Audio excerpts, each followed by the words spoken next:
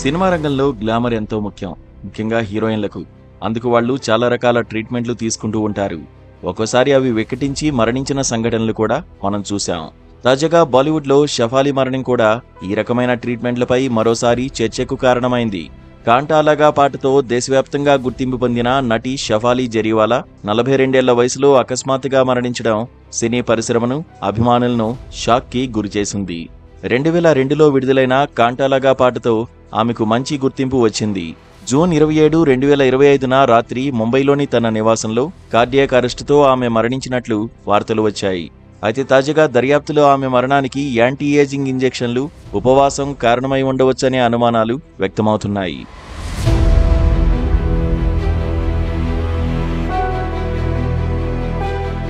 ముంబై పోలీసులు షెఫాలీ మరణం తర్వాత విచారణ ప్రారంభించి ఆమె మృతదేహాన్ని కోపర్ ఆసుపత్రికి పోస్టుమార్టం కోసం పంపారు. ప్రాథమిక దర్యాప్తులో ఆమె గత 7-8 సంవత్సరాలుగా యాంటీ ఏజింగ్ ఇంజెక్షన్లు తీసుకుంటున్నట్లు తెలిసింది. ఈ ఇంజెక్షన్లలో విటమిన్ సి, గ్లూటాథియోన్ వంటి ఔషధాలు ఉన్నాయని, ఇవి చర్మ సౌందర్యం, డీటాక్సిఫికేషన్ కోసం ఉపయోగిస్తారని వైద్యులు తెలిపారు. జూన్ 27న ఆమె ఇంట్లో పూజా కార్యక్రమం కారణంగా ఉపవాసం ఉండి ఖాళీ కడుపుతో ఈ ఇంజెక్షన్తో పాటు రెగ్యులర్ మాత్రలు తీసుకున్నారు. రాత్రి 10 నుంచి 11 గంటల మధ్య ఆమె శరీరం వణకడం ప్రారంభమై రక్తపోటు ఒక్కసారిగా పడిపోయి స్పృహ కోల్పోయారు. వెంటనే ఆమెను బెల్లెవ్యూ మల్టీ స్పెషాలిటీ ఆసుపత్రికి తరలించగా వైద్యులు మరణించినట్లు ప్రకటించారు.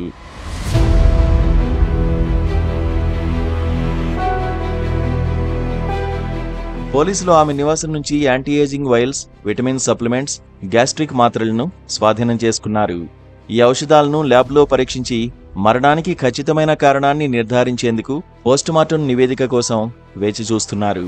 ప్రాథమికంగా ఖాళీ కడుపుతో ఇంజెక్షన్ తీసుకోవడం వల్ల రక్తపోటు తగ్గి హృదయ సంబంధ సమస్యలు తలెత్తి ఉండవచ్చని అనుమానిస్తున్నారు.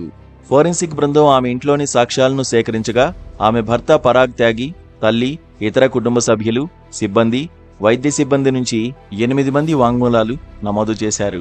ప్రస్తుతం ఎలాంటి అనుమానాస్పద కారణాలు కనిపించలేదని, ఇది సహజ మరణం కావచ్చని పోలీసులు తెలిపారు.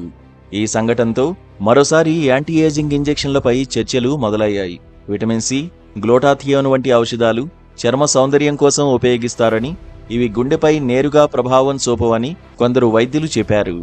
అయితే ఖాళీ కడుపుతో ఇలాంటి ఔషధాలు తీసుకోవడం హృదయ సంబంధ సమస్యలను తీవ్రతరం చేయవచ్చనే వాదనలు మొదలయ్యాయి.